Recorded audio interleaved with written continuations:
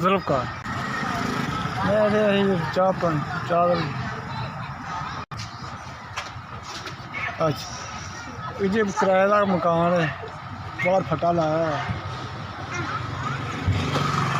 बाकी ही रोज़गार चलता पाया थोड़ा बहुत चलता इन्नी गुंजाइश ही नहीं किसी बड़ा साढ़ा लाने की गुंजाइश हालात बस ऐसे तरह चलते हैं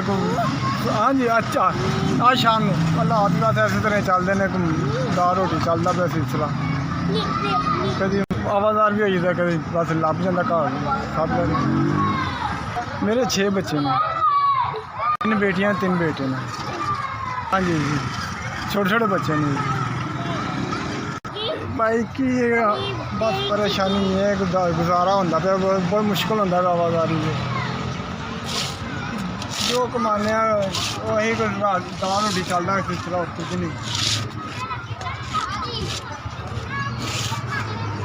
बस ऐसे तरह सीधी जी गल करके फालतू गल नहीं आती साढ़े को नहीं मेरे को कोई नहीं गा मेरा मोबाइल ऐसे ख़राब हो गया मुड़ के लैन हिम्मत नहीं हुई लैन की और ना ये लिता जा रहा है ना ही गुंजाइश है कि लत ला ली